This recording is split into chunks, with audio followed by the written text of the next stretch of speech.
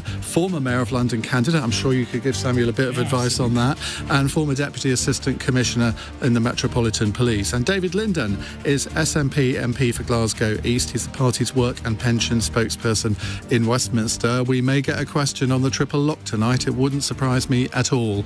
The number to call, 0345 6060 973, text 84850, and if you have Alexa, say, Alexa, send LBC a comment, and you can send in your question that way. And don't forget to watch us on Global Player. Call 0345 6060 973. Tweet at LBC. Text 84850. Cross question with Iain Dale. This is LBC. Right, let's go to our first question. It's from Jim in Sunderland, who's texted in his question. After all this chaos of the last few weeks, I'm outraged and stupefied that Liz Truss is still in number 10. It's a very underused word, I think, stupefied. Why does the panel think the Tories haven't got rid of her, and should they? And let's combine this with another question from Jay in St Ives. Jay, what's your question? Yeah, good evening, panel. Is it time for the general election? Right, so lots to talk about there. Rebecca Long-Bailey, let's come to you first. Well, I'm outraged as well. I mean, how dare Liz Truss and her new Chancellor expect the people of the country to pay for their mistakes, a failed plan to siphon wealth up to the very top. There's no mandate for this whatsoever. I think Liz Truss has to resign, and we need to have a general election as quickly as possible. Now, when you say you need to have a general election as quickly as possible, how would that be brought about? Because there's no constitutional requirement for a general election. Well, no, and that's the difficulty, I think, with the end of the Fixed Term Parliaments Act. Previously, you would be able to initiate a general election with a majority of MPs in Parliament. That's not the case anymore. It would have to be initiated by the Prime Minister herself. Not quite. You could put down a vote of confidence. Exactly, or a vote of no confidence. So I think the clock is ticking really now on Liz Truss. Now, do I think the Conservatives will vote for a general election, given that their poll rating is so low at the moment? I don't think turkeys are going to vote for Christmas. Nor even Tories. But I think there's a moral duty now. The economy is going to hell in a handcart on the current trajectory that it's on. We had a Chancellor yesterday that announced what can only be described as another round of austerity after 12 years of failed austerity that stunted our economic growth, that's imposed misery on thousands, hundreds of thousands of people up and down the country, and absolutely starved public services of funding to the brink of absolute collapse. We need to have a government that has the levers of control over the economy, has a plan for growth, and that's why we need to see a Labour government as quickly as possible. Samuel Kasumu, you've drawn the short straw this evening, I think. The short straw this evening. Oh, gosh. Today on the way here, someone said to me, Samuel, stay on message. I said to them, but what is the message here? I mean, listen, last week I went home and my wife said we've received a letter about our mortgage renewal, and it looks like our payments are going to go up by close to 50%. And that was going to be the experience from 50%. Close to 50%, yes. And that's going to be the experience of potentially millions of people across the country. And so, for the avoidance of doubt, mistakes were definitely made. And Jeremy Hunt is trying his best and doing what I think are the right things to try and restore some kind of credibility and confidence in the markets. And by the way, Rachel Reeves yesterday didn't seem to disagree with much of what Jeremy was saying. Well, she didn't disagree with the reversal of the tax cuts. I don't think she agreed with his strategy overall, and certainly he'll be outlining that on the 31st of October, so we'll have comments to make on that in due course. Okay, well, good luck with that. Now, but the point I would make is the people who I feel the least sorry for are my Conservative members of Parliament who may feel like they have buyer's remorse. I don't think the right thing to do right now is... Well, and Conservative members. The people who you want to vote for you in London. Totally, but members of Parliament certainly were responsible for Liz Truss being in the final two. And what I think they should be doing right now is coalescing around Liz Truss. And actually, I agree with Nadine Dorries. I don't think it would make any sense for us to replace our Prime Minister after less than 2 months. Poll ratings today are less than Prince Andrew's. I mean, that's how bad it's got. I mean, when it gets that bad, there's no way back from that. So surely the best thing to do is suffer the political difficulty of having a new leader again, but at least you get it out the way, because at some point it's going to happen in the next few weeks or months. Ultimately, those members of Parliament were responsible for Liz Truss being in the final two. Some will say, well, I didn't vote for her, but your candidate, if they went on the final two, didn't get it onto the final two. In terms of Rishi, unfortunately for him, the members didn't choose him. So again, it was an element of choice that we made, and I think we have to make sure we try and give it a chance to work. And hopefully, October the 31st will be another step in the right direction. Definitely the short straw. Valiantly fought. David Linden. Jim asked why Liz Truss is still in office. I think, frankly, it's because the Conservative Party can't decide who should take on that mantle at the moment. Poison chalice, I might think. In regards to Jay's second question, yes, I think there should be a general election. The fact that we have, a Prime Minister and her Chancellor who, I'm afraid, are just not running the economy properly. I mean, I think people seem to think that somehow Jeremy Hunt has come in as the saviour. I mean, Jeremy Hunt's the same guy who presided over the decline of the National Health Service in England. I think that perhaps he's been away for a while and people have forgotten that. But what we saw in Rebecca's... I'm sure you'll remind them. Yes. Well, also, what do you mean by that? I mean, spending went up under Jeremy Corbyn's... Jeremy Hunt. I wish it had. Spending would have gone up under Jeremy Corbyn. Well, probably a bit too much. You guys said Jeremy Corbyn had a magic money tree, and we saw plenty of that when we were looking out, promising tax cuts for people in, £150,000 a year more. I'm quite content with there being a general election. We in Scotland, I think we've won every election since 2007, and we'll continue to fight in our record. Are you not concerned though by the rise of Labour? 56% in the latest poll, 36% lead over the Conservatives, and that would mean Labour seats in Scotland. They only have one at the moment, but that would mean that you would be on the decline in Scotland. Well, I would put the question back to you: is in Scotland, what would Labour's message be? The general election would be fought on the issue of the Constitution, and traditionally Labour have danced in the middle of the road on the issue of the Constitution, and generally what happens is when people dance in the middle of the road, they get splatted. So I guess the question would be, what would Labour campaign on the general election in Scotland? I'm not a spokesman for Scottish Labour, so I don't need to. I think they've only got one in Westminster, sadly. But I'm not worried at all about the Labour Party's right. As somebody who's a Liberal Democrat and used to being in the middle of the road, Brian Paddick, what's your answer to the questions from Jay and from Jim? Well, the trouble is, people are outraged. As Rebecca has said, that Liz Truss is still Prime Minister. Her personal rating, as you say, is minus 70. I mean, I can't remember any Prime Minister ever having a rating. I don't think even Nick Clegg got to that, did he? Well, he wasn't Prime Minister, to be fair. Goodness. And public opinion also. SNP spokesman prefers David Cameron to Nick Clegg. No, he probably wouldn't be the person I would have in my coalition of chaos. We're very much working with Keir Starmer on that. And the other thing the public opinion polls show is that the general public want a general election. So as long constitutionally, so what? Well, and about constitutionally, so what? It means that if the Conservatives hang on for 2 years, heaven forfend that they carry on for 2 years with Liz Truss because she said she's going to lead them into the next general election, then that is going to upset a lot of people, the vast majority of people, which means days. Yeah, but I'm looking at this from the point of view of what the Conservatives making the wrong decisions now, making things far worse for themselves than if they acted quickly, both to replace Liz Truss. And although it's going to be very, very painful for them to call a general election, because that's what the public want. Why do you think that the opinion polls are not showing any sign of revival for the Liberal Democrats? The percentage that you're polling is sort of 9, 10, 11%, and that's been fairly consistent. And yes, you've won by-elections. You did well in the local elections. But all the Conservative voters seem to be sort of jumping over you and going to Labour. Why is that? Because at the moment, what people are thinking about is what is the next government going to be? Is it going to be Labour or is it going to be Conservative? When it actually comes to a general election, there'll be loads of seats all over the country where Conservative voters won't be able to bring themselves to vote Labour, but they will vote Liberal Democrat in order to defeat the Tories.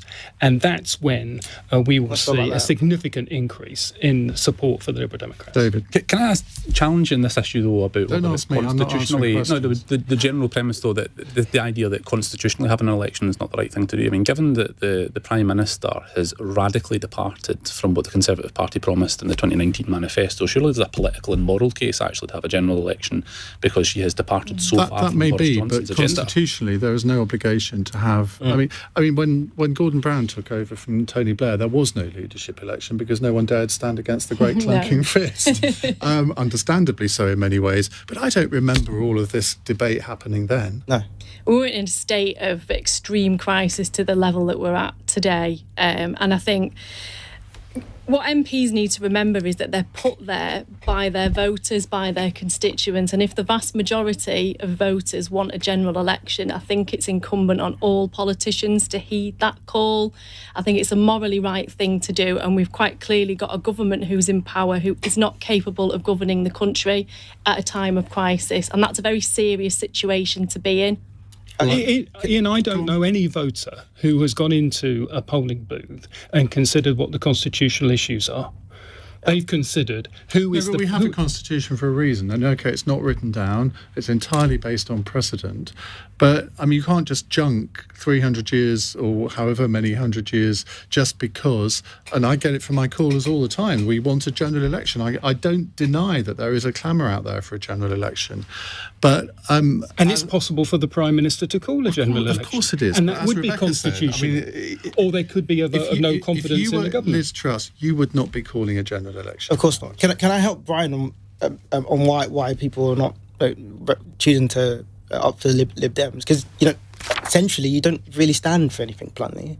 And also there's a lot of contradictions between what you might say... That's a bit of an insult, isn't it? Well, it's the truth. I mean, what would you do with the economy? Nobody knows. And then if you compare what you often say in central government with what you do locally, you always have contradictions around things like planning, etc. And on the point of the manifesto, I think you're absolutely right. There shouldn't have been a strong deviation from the 2019 manifesto.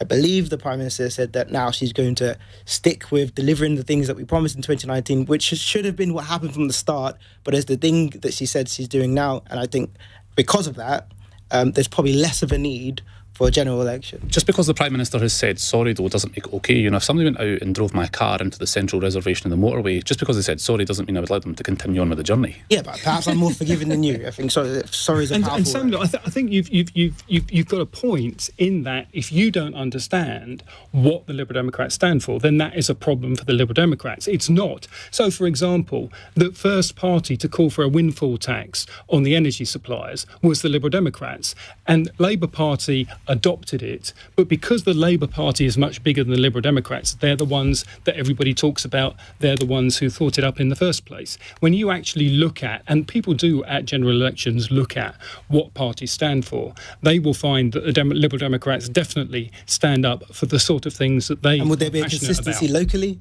I doubt it very much on most of the things that you... But on that point about the energy, you're absolutely right. Ed Davey stood up and announced this, and I think it was the week Keir Starmer was on holiday, and it sent Labour HQ into total panic. They won't admit this. I actually put this to Keir Starmer himself when I was in Edinburgh, and they effectively adopted an identical policy and sold it as theirs. But in a sense, you can't blame them, because the fact that when your party announced it didn't get the coverage, well, that's a failure of communications on your party. Which is what I just said. And, borrow with pride. I mean, at the end of the day, if we get Liberal Democrat policies implemented in government, then that's what we stand for, because we're a party of principle. I think because of what happened has happened with this Conservative government, in vast swathes of the country where there is a Conservative MP and the Liberal Democrats are the closest challenger, or where the Liberal Democrats are most likely to defeat that Conservative candidate, then people will vote Liberal Democrat. Right. Well, that was a good start to the programme. I think very spirited debate there. And you've heard Liberal Democrats' principal party. Remember that, Samuel. We'll come to more of your questions in a moment. 0345 6060 973. It's 17 minutes past 8. This is LBC. I'm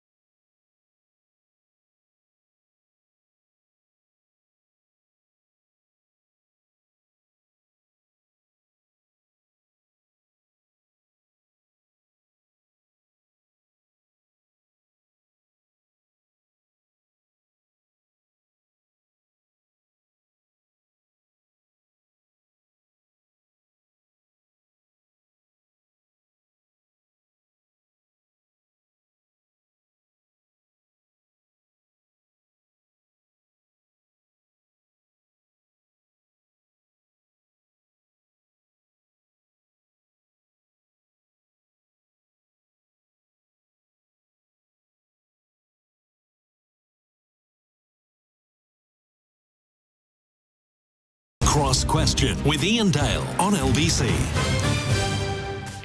It is 21 minutes past 8 on LBC. Rebecca Long-Bailey, Samuel Kasumu, Lord Brian Paddick and David Linden with us talking about the great issues of the day, or the ones that you want to ask them about. Anyway, so let's go to Dan, who's in Southampton. Hello, Dan. Hi, how's it going? Hi, not too bad. What would you like to say? Yeah, so I'm pivoting slightly from just listening to the previous debate. Is the issue here now around the Conservative Party is potentially going to lose for a generation, possibly longer, because they've always campaigned on safe and stable economic policy, but now we can see Brexit really for what it is in terms of leaving the European Union. Hands up, I'm a keen Remainer, but then also a series of catastrophes around, I say catastrophes might be a bit of a strong word, but a series of errors in financial management that then results in a Prime Minister and a Chancellor who appears to be, one, financially illiterate, but two, are so arrogant that they don't test or talk to the various third parties that will corroborate their thinking. And I suppose that the next bit is, the last part of my point is, there's a tragedy in this, in that actually I'm quite bullish on the British economy, in that next year we're seeing freight costs coming down, we will see market rates for energy coming down and food prices coming down. And actually this is an act of financial and economic vandalism because these people just simply haven't thought this through. Last point, guys, in terms of, and girls, in terms of politicians, I think you're massively underpaid for the job that you do. I know there'll be lots of listeners who disagree. The amount of pressure that you soak up and the big decisions that you make, we should be getting the very best people we can, and we should be paying them extremely well. That's all I had. Thank you. Well, we have the very best people on this panel, even though we're not paying them. Well, there's a lot to unpick there, isn't there? And I think one of the interesting things that you said was about prices coming down in all sorts of different sectors, which I'm thinking, well, if I was a Tory minister, that's a message that I would be promulgating, but I haven't heard a single one doing it. Brian Paddick. Well, I mean, are the Tories going to lose for a generation? I mean, I think you said earlier in your programme, Iain, about why would anybody trust what's written in the Tory party manifesto? Because when they are in government, none of the promises seem to be delivered. Yes, there are global pressures, but these errors in financial management, the uncosted tax cuts, are what has pushed up government borrowing, which is what is putting pressure on mortgages and so forth. So it's large, the Conservative Party reputation for being safe and stable and being financially prudent is shot out of the water. It appears that the only reason why they've been brought back to earth from the fantasy that they were doing, what Rishi Sunak called fantasy economics, turned out to be exactly that, were the markets. If it weren't for the markets, then they would have completely ruined the thing. At the end of the day, as far as Brexit is concerned, I think public opinion, again, is that there is now a majority who think it was a mistake to leave the European Union, and we are suffering the consequences of that. Now, there's a difficult balancing act here. It was a democratic decision of a referendum for us to leave the European Union. But for how much longer will the British public put up with this sort of self-harm? But it's interesting that the Labour Party have now seemingly reconciled themselves to Brexit, and Keir Starmer has said in terms, we will not go back into the single market. I'm slightly unclear of the Lib Dem position on that. Well, we say that our long-term goal is to become members of the single market, at least, and if in the longer term to rejoin the European Union. But it has to be in line with public opinion. It's not something, we don't, although I said we're a principal party, that doesn't mean we completely ignore what the public say. You did up to 2019 though, didn't you? But there is... I wasn't anything anyway. But in terms of public opinion, we are with public opinion. Public opinion are regretting the impacts on them of Brexit. I understand why Labour are in difficulty, because red wall seats, people in red wall seats, there is an attraction of being a completely independent country and not subject to European Union laws and so forth. What people are beginning to realise is the damage it does, the economic damage it does to them, being outside. But just looking at it from a core political point of view, and I don't really want to get sort of bogged down on Brexit on this, but politically, it would be more advantageous to you for your party to be a bit more Brexity, because the seats that you're trying to win are mainly Conservative seats in the south of England now. But for someone like me, for example, who's totally disillusioned with the Conservatives, having voted Conservative in every general election bar one in the past, I mean, I would find it quite difficult to vote Liberal Democrat because of your policies on Europe, and I suspect I'm not alone in that. Well, as I say, it's not about the principle of being an independent country or being in the European Union. It is about what is going to make the country wealthier, what is going to help people heat their homes and put food on the table. And if becoming a member of the single market, for example, with the rules that come with that, is going to increase people's prosperity and allow people to live their lives in a better way, then why would you not do that? Because it's not all about economic prosperity. It's about much deeper principles than that. And I think that's where the Liberal Democrats have really underestimated people who voted for Brexit. But as I say, this is not a Brexit programme, so let's move on. Rebecca, do you want to answer Dan's various questions or points? Well, Dan, I think you summed it up when you said that there was economic vandalism. And I think what we've seen certainly over the last few weeks is a bit like a sixth form debate where the two people debating are trying to emulate the political heroes. Liz Truss is trying to be Margaret Thatcher without the flair, advocating the most malign aspects of 1980s trickle-down economics, which we know doesn't work. And then you've got Jeremy Hunt now, who's come onto the stage, who's quite clearly trying to emulate George Osborne, advocating austerity, but trying to dress it up as compassionate conservatism. Again, we know that austerity didn't lead to growth. It actually produced some of the worst productivity growth since the 18th century, and it destroyed lives. And the frightening thing is that certainly not on the Conservative benches, we haven't heard any utterances at all about what real robust long-term economic plan is going to get us out of this mess. Now, what we should be hearing is a plan that deals with some of the urgent things that we need to do to boost growth, and that's to boost incomes, wages, pensions and benefits.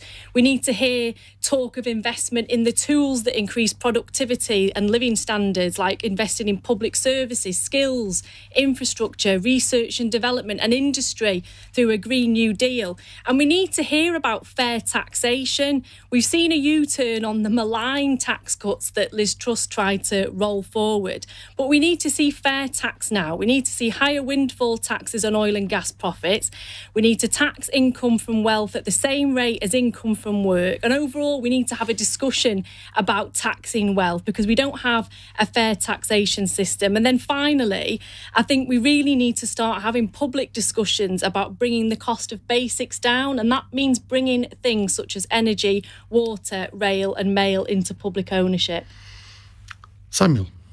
I mean, if I were the markets and I heard that, I'd probably be very worried about Labour becoming the next administration. I don't think so. I mean, they're already frightened enough by Liz Truss. I mean, what you were saying sounded a lot more scary. But the premise of the point... boosting growth and productivity spend, which is part of the challenges that we've had over the last 2 weeks. To improve productivity.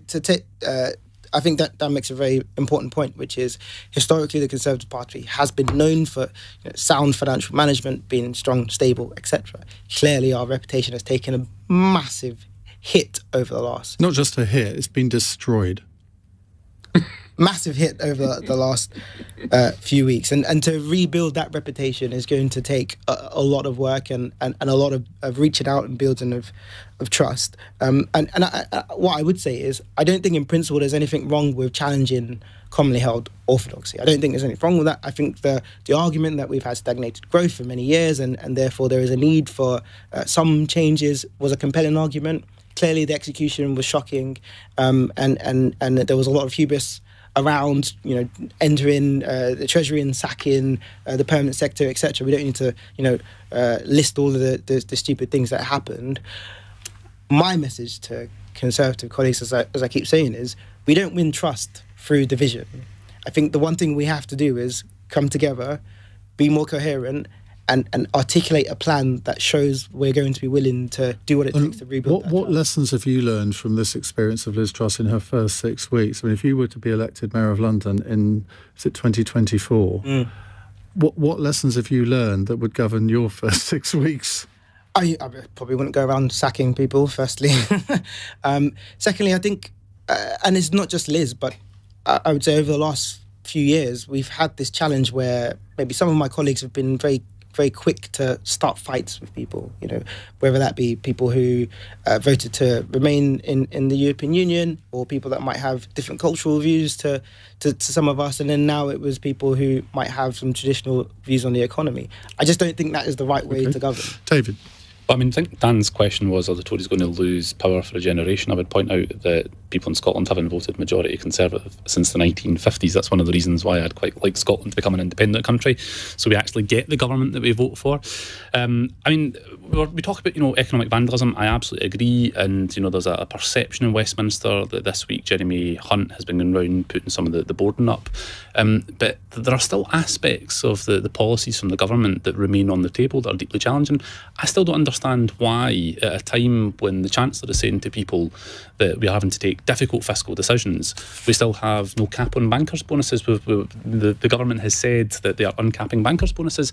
Now, I don't think people have learned anything from 2008, 2009 when you incentivise bankers, encouraged them to take risk, which was the whole reason we get into that mess in the first place. I think their argument is that a lot of the regulation has changed since then, and so the cap is unnecessary. What they would say is that one of the reasons why they wanted to lift that cap is to try and attract more people here. I would ask people, well, why is it that people left? Is it something to do with what happened on the 31st of January 2020? People relocating to Paris and to Dublin. Unlike Liberal Democrats, very few have. My party actually does support rejoining the European Union. People in Scotland voted 62% to remain. So I think that what you're seeing with a lot of the reforms that Liz Truss tried to make in her economic package are actually to try and make up for the damage that's been caused by Brexit, which I think some people might be condemning. And to be fair, that policy area is gone to consultation. It's not definitely going to... Bankers' bonuses? Yeah. I mean, yeah. I mean, if you went out to the street right now into Southampton and asked people, do you think bankers should have uncapped bonuses, whilst pensioners are going to lose the triple lock? I totally agree. I don't think you need a focus group for that. I think yesterday, the new Chancellor, Jeremy Hunt, he was asked why he hadn't reversed the announcement on bankers' bonuses, and his answer was that we'll be able to get more in tax. So I don't think there's going to be a rolling back on that, and it's questionable to make that assertion in the first place, because what happened when the bankers' cap came in was that a lot of banks replaced that kind of flexible kind of pay structure with a big bonus at the end with fixed salaries. So they were paying tax on their salaries. Now the argument goes that, oh, well, the bankers' cap didn't work because, there's so much regulation in place. We won't see another financial crash anymore. There isn't risk taking. And that's just not true.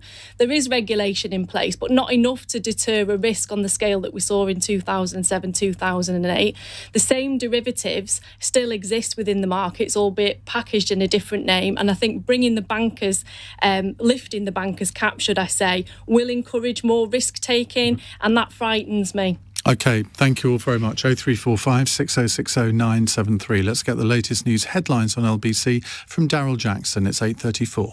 Officials say the NHS is setting up war rooms as it prepares for one of the toughest winters in its history. Health leaders in England wrote to staff to set out winter resilience plans. A poll suggests a majority of Conservative members want Liz Truss to resign just 6 weeks after they voted her in. The YouGov survey also revealed they'd like Boris Johnson to replace her as Prime Minister. And the RMT union has announced another 3 days of strike action for next month. On the 3rd, 5th and 7th of November, rail staff will walk out in an ongoing dispute over jobs, pay and conditions. LBC weather, it will be breezy this evening with showers moving to the southwest and Northern Ireland, heavy and thundery in places, drier elsewhere with a low of 8 degrees. This is LBC. Use a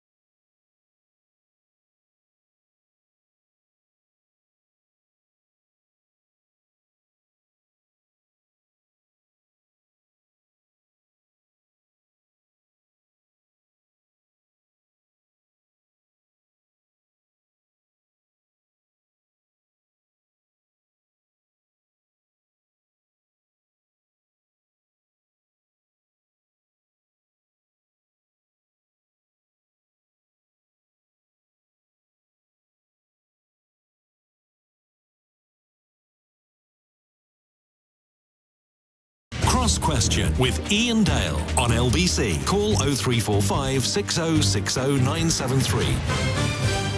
8:38, Rebecca Long-Bailey, Samuel Kasumu, Lord Brian Paddick and David Linden are with me answering your calls. Let's go to actually a text question now from Simon in Nairn, who says, does the panel agree with me that with the UK government falling into disrepair, there's never been a better time for the Scottish people to cut and run?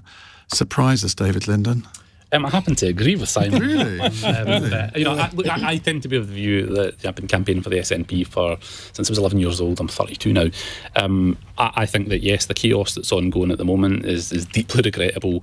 And yes, it probably helps the arguments for independence. But in reality, my kind of fundamental belief in Scottish independence is that Scotland should get the government that it votes for. And do you know what? If people in Scotland are daft enough to vote for a right-of-centre, Thatcherite economic model government in Scotland, then that's fine. But the reality is we've not done that since the 1950s. So, yes, I happen to think that actually Scottish independence is a good thing. But what I do worry about, and I have friends and family in other parts of the UK, what the Conservative Party have done to the UK economy is utterly unforgivable. Yes, mortgage rates are rising in Shettleston and Baillieston in my constituency, but equally that's happening in Salford and in various parts of London as well. So I think that the Conservatives have been proven to be utterly unfit for office, but it's because they're unfit for office I never again want to have them foisted upon my country. Right, brief answers from the rest of you, because we've got lots of great questions to get through. Samuel? Clearly I believe we're stronger together as a union. I think we have to make a better case to the people of Scotland than we have done in recent times. I'm going to leave it at that because you said keep it short. We could have had a bit more length there. Rebecca? Well, I think we're stronger united. I wouldn't ever want to stand in the way of the democratic right of the people of Scotland, of course, but if it ever came to a referendum, I'd be campaigning for Scotland to remain part. Do you think there should be a referendum? I think that's up to the people of Scotland to decide. Haven't they decided by giving David's party a mandate in the last Scottish elections? So we've got quite a lot of mandates. Together with the Greens, they have a majority in the Scottish Parliament. Well, I think if it seemed that the majority of people in Scotland wanted to have another independence referendum, then I think it would be important for politicians to listen to that call in the same way that we need to have a general election here, in Westminster. But as I say, I think economically and socially we're stronger together, but I can completely understand why a lot of people in Scotland would look at what's happening in Westminster and despair, in the same way that in Salford there's probably a lot of people who'd like to have an independence referendum in Salford and set up our own republic, but we know really that economically and socially we're all stronger together. President Long-Bailey, it has a certain ring to it. Brian? Well, the same as the others. I think that the United Kingdom is much stronger together. It's not, the arguments and the political arguments in Scotland shouldn't simply just be about independence. The Scottish National Party are saying that if they don't get the referendum, the next general election will be a de facto. The only issue that they'll be campaigning on is independence. Well, that's all very well, but health, education, public services, they are really important things to the people of Scotland, and they should be able to vote on those issues, not just on independence. I mean, you're a Liberal Democrat. As a Democrat, what is the means for Scotland to leave this union? Well, as I say, I can understand at the moment the feeling in Scotland with a Tory government where you say that very few people in Scotland vote for the Tories, and you've got a Tory government making such a hash of the whole thing. Why there might be at the moment even more people thinking that Scotland would be better off independent, but I'm not sure that is the case. And with the resurgence of the Liberal Democrats and Labour against the failures of the Tories, I think the argument for an independent Scotland will diminish further. But can I press you further? How, if this is a voluntary union and people in Scotland have expressed, for example, more than 70 of the 129 MSPs have been elected in a pro-independence ticket, if people in Scotland have indicated their desire to leave this union, how do we do that? Can I just challenge that? Most of the polling would say that the majority of Scotland are in favour of remaining in the United Kingdom, firstly. Secondly, you had your referendum. So it should be referendum should be a once-in-a-generation activity. So we're not saying there'll never, ever be another referendum, but now is clearly not the time. I find it a little bit difficult to listen to somebody who was an advisor to Boris Johnson, who in Parliament asked the Parliament several times to have a general election. But in Parliament, in the last Parliament, Boris Johnson asked Parliament to have a general election. Parliament said no. He brought it back again, and he brought it back again. So if it's good for the goose, it's good for the gander. Slam dunk. But there's totally different things. No, a referendum and a general election. When people change their minds, they should have the opportunity. Okay. But they haven't changed their mind. You haven't changed your mind. The polling suggests that the people of Scotland have not changed their mind. So a referendum now would just simply be a to be fair, the polling for a long time suggested that they had changed their mind and there was a majority for independence. I think the polls have gone the other way a bit now. But there was... about 2 years where thousands of pounds of taxpayers' money on private polling that it won't release. So if they don't think people are changing their minds, why are they wasting money on this private polling? There's public polling. Can I just say one quick thing on this subject? We should look at why people in Scotland are voting for the SNP in their droves, because I don't think it's simply because they are looking for a referendum. No, I think that perhaps there are broader reasons, and I think that's what we should be focusing on. Independence. Yeah, exactly. Right. I agree with Brian. Having been very brief, you then sort of went back on that, didn't you, Samuel? Right, we're going to come to more of your questions in a moment. It's 8:45. LBC, Nick Ferrari at breakfast. Back tomorrow morning from 7. Listen on your radio and on Global Player. James Heapy is Armed Forces and Veterans Minister. You are a military bloke. When the flag starts flying, where should the leader be? The leader needs to be where the leader needs to be. I mean, there is... What the hell does that mean? When you were leading, I would imagine you led from the front, didn't you, Minister? Well, it depends where you need to be. Archie Norma, chairman of Marks and Spencer's, indeed a former Conservative MP himself. Should Liz Truss go? When people make that sort of start, it's very, very hard to recover. There's a long queue of people wanting to castigate politicians. I don't want to join that queue. I just think if we're going to make a change, it would be better if it happens soon. Nick Ferrari at breakfast. With Motorway, where dealers compete to give you their best price for your car. LBC.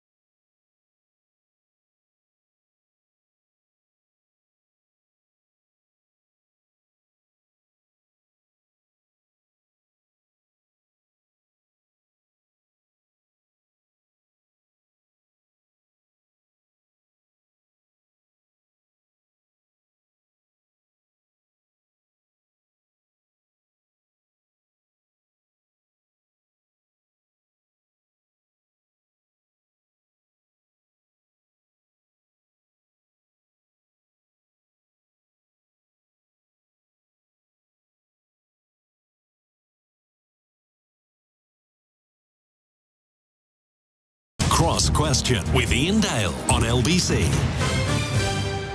8:48 on LBC. We have with us Rebecca Long-Bailey, Samuel Kasumu, Brian Paddick and David Linden. We have 12 minutes of the programme left and I want to get through 4 questions, which is probably going to be a bit ambitious. Anyway, let's go to Keith in Shoreditch first of all. Hello, Keith. Hi, Ian. Thanks for letting me ask the question. Present company an exception, of course. Here we go. Why is our political class so useless, both left and right? Why haven't we got any high-quality politicians anymore, like your Margaret Thatchers, your Michael Heseltines, your Barbara Castles, your Tony Benn? What and why? Well, you've got to add a Liberal to that as well. Okay, all right. Right, so Brian Paddick. Why have we got such a scarcity of high-quality politicians? Whoever I start with here, David. No, I think there's a fair point to that, and I guess the question goes back to Keith. I mean, if Keith thinks that the quality of politicians is so low, then hopefully he'll join a political party and stand for election. To keep this brief, if you read the book by Isabel Hardman, Why We Get the Wrong Politicians, I think that makes the point, is that there's a diminishing membership of political parties and people being involved in the political process. We need more people to get involved, and that includes Keith and Shoreditch. Brian. I had a discussion with the leader of my group in the Liberal Democrats just before I came here about whether the cost-benefit... About how useless your peers were. About the cost-benefit analysis of continuing to be, in my case, the Liberal Democrat spokesperson for Home Affairs, when you balance what you get from that against the aggravation that you get. I mean, even worse for women politicians and black politicians, then why would anybody put themselves in that position? And the answer is public service. But, you can't... I mean, that is an interesting point, because I've always said if my best friend came to me and said, Ian, I'm thinking of standing for Parliament, I would probably try to dissuade them. And I mean, that's a very sad state of affairs, isn't it? But I mean, Brian's obviously concerned by sort of the reaction. I guess you're talking about social media predominantly here. I mean, you held a very prominent shadow cabinet position. Did that get you down sometimes? It does. It gets you down quite a lot, because I think certainly when you enter politics, you do so, well, most politicians do anyway, because they want to create a better world for their children and grandchildren, and you have a set of values and ideas that you want to implement, and sometimes that's very difficult, and you come across people with different views, and that's fine if people can be respectful and accept your views are different from theirs. But every now and again you'll come across the machine politician, the person who's been through the machine, decided probably at the age 16 they wanted to be a politician and met the right people and moved in the right circles. And that's one of the things that upsets me really when I see that in politics, because what we need to have, going back to Keith's question, is that it's not a question of kind of why is the political class so useless, is why isn't the political class a direct representation of society as a whole? We should have farmers who are politicians, we should have firemen who are politicians, we should have lawyers who are politicians, so that we can represent a whole cross-section of society. Deselected a fireman who's a politician, Sam Tarry. Was he a fireman? Wasn't he? I didn't know he was a fireman. He was in the Fire Brigades Union, so I assumed at some point he might have must been in the a fireman. FBU union, but I didn't know he was a fireman. I was a policeman. Oh, well, that's all right. We'll let you off. Well, no, it's about having that diversity from all walks of life, and I don't think we've got there yet in British politics. And I think everything else comes with experience, and certainly political parties do need to do a lot more, and this is all parties, by the way, to support their politicians in helping them to become more articulate, because you don't arrive as a politician with the ability to be able to deliver amazing speeches in Parliament. That comes with time, and some of us haven't got there yet. Others are veterans at it. So we do need a little bit of support. You're talking about Liz Truss rather than yourself there. Samuel. Very quickly, I think I'd put it down to 3 C's. One, cost. It's very expensive, putting yourself forward to try for any office. Connections. If you're from an underrepresented background, so you don't have the connections with people to get you the internship or the job at number 10, etc. It's very difficult, and my background was totally different to most of my colleagues when I was a special advisor at number 10, probably all of them, to be honest. And then the last C is conviction. Sometimes when you have really strong beliefs, the party system is not conducive for you to be able to express yourself or stay true to yourself or be honest and open in safe spaces. Keith, thank you very much. what a great question. Let's go to another one from Julian Hackney. This is a text question. Is the Labour Party quietly purging the left in time for the next election, Rebecca Long-Bailey? Oh, well, I hope not, Ian.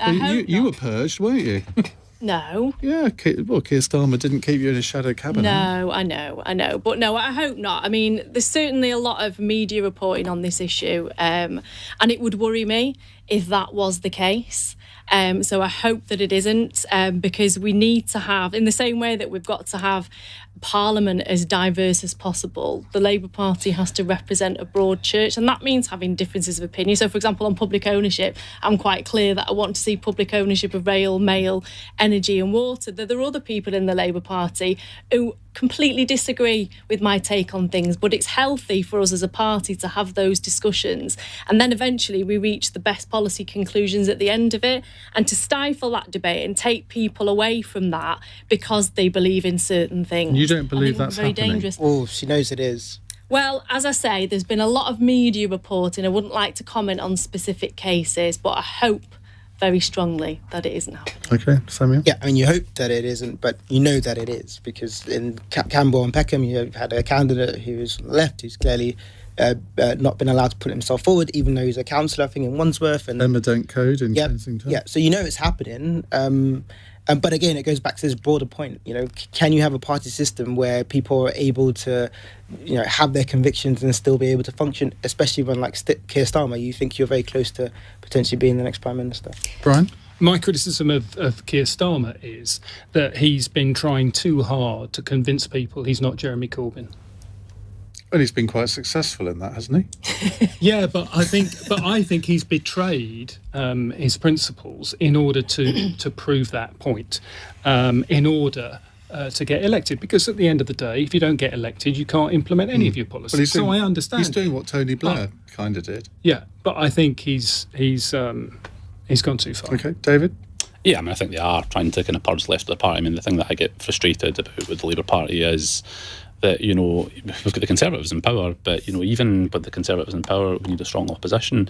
And it's frankly not good enough to have Keir Starmer just sitting there being that kind of pale, stale male lawyer from North London trying to be, well, I'm not as bad as these guys. I mean, I don't really know what the Labour Party stand for other than that extra windfall tax for 6 months. And I think if you went out on the street at the moment, most people wouldn't see be able to get a fag paper between Keir Starmer and the Tory government. Okay, right, let's move on to a text question from Anne in Peckham, who says, is it any surprise that Louise Casey's report found that racist and misogynistic cops in the Met Police were allowed to stay in their jobs? Haven't we known for ages that police culture needs to change? Well, you're the expert on this, Brian Paddick. No, it's not a surprise. I think, in essence, the Louise Casey report says the culture in the Metropolitan Police is such that it's too easy to be a wrongdoer, and it's too difficult to stand up and report people who are doing wrong. The culture is that people who are whistleblowers, me included, end up getting shafted. Do you think that things will change? I mean, Mark Rowley promises that things will change, but we've heard from a succession of Metropolitan Police Commissioners that things will change, and they never seem to. Well, I think Mark Rowley and Lynn Owens, his deputy, are a formidable team, and it is possible for them to make progress. I'm a bit concerned that in his immediate actions, he hasn't listed protection of whistleblowers as one of the things that he's going to do. But he's making all the right noises. But you will know the most difficult thing to change in any organisation is the culture. And it is going to take monumental effort, and it's going to take time. Samuel, obviously this is going to form a major part of the mayoral campaign when it kicks off. What ideas do you have about reforming the Metropolitan Police? I mean, just to say, I completely agree with Brian. I think there's been many reviews, and we seem to keep coming back to the same point. I think the main thing we need is strong structures for accountability, and that is not just inside the Metropolitan Police, but also external to that.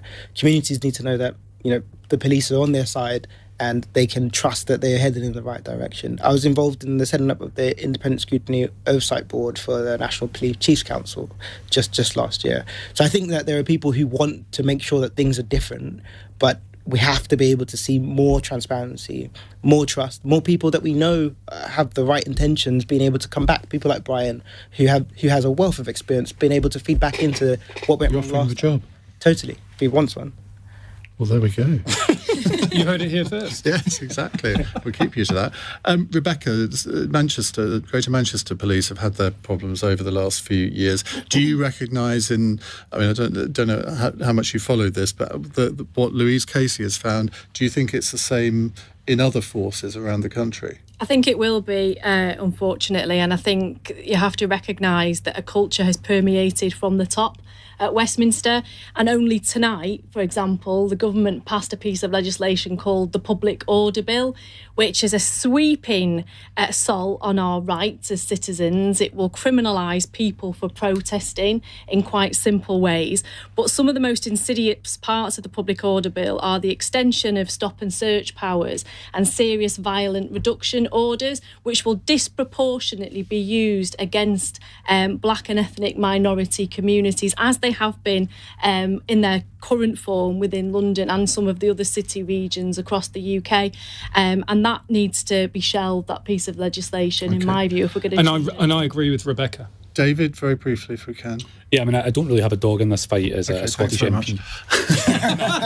I would say is that my perceptions, kind of looking in on it from the outside, is that the political oversight seems to fall somewhat between the stools between the Home Secretary and the Mayor, and I think there's been a real application of responsibility on the part of politicians. Now, whether we want politicians to be out there leading our police force is a separate matter, but there's definitely been an application of responsibility from SW. Right, our final fun question from Janie in Weymouth. All these billionaires have been buying social media companies lately, like Elon Musk with Twitter and Ye. Who's Ye? Kanye West with Parler. Is it Parler? I don't know. They keep talking of making a free speech platform and unbanning people. But what I would like to know is the opposite. If they owned, i.e. if you owned a social media company, who would panel members ban and why? Oh my goodness. You can vent your collective spleens right now. David? I've got to be honest, I mean, I'm on social media, but I use it for broadcast only now. I've got to the stage where my mental resilience just cannot take looking at the notifications and all the abuse, so I have very little interest. So you'd like to ban the cybernats? Yes, absolutely. I think they're an absolute disgrace. Well, that was a surprise. Brian? I think everybody should get a chance on my new media platform until they start abusing other people on the site. Trouble is, where do you? We would all draw a different line as to where abuse starts and how serious it is. It's quite difficult to be. But it's like your Twitter feed and my Twitter feed. People want to be abusive, go to someone else's Twitter feed. I send them to yours. If people want to go to, if people want to abuse each other, they can use a different platform to the one that I own. What about Donald Trump? I mean, was it right to ban him? Well, I mean, there is a real danger of making Donald Trump a martyr and making things even worse and making him even more popular. Rebecca? Well, I'm rubbish at social media, so I'd have a really rubbish social media platform. I don't even understand what Instagram is or TikTok. My office makes me do Instagram every now and again to try and kind of raise my profile, but I'm rubbish, and it takes me about an hour to write a tweet because I can't write in 20 characters what I need to say as I'm answering this question in more than 20 characters. So basically what you're saying is you'd ban yourself. I'd probably ban myself in social media. That would be wise. Samuel? Yeah, to be honest, I'm not great at social media. I'm having to improve for obvious reasons. I'd probably ban politicians. I feel like a lot of politicians spend too much time worrying about whether or not they're going to trend. What they need to be doing is focusing on doing... So you'd ban yourself as well? You've effectively No, banned what I was going to say is, when I started as an MP, one of the bits of advice that I was given for running social media was if you were a pub landlord and you know somebody was behaving inappropriately in your pub, you would chuck them out.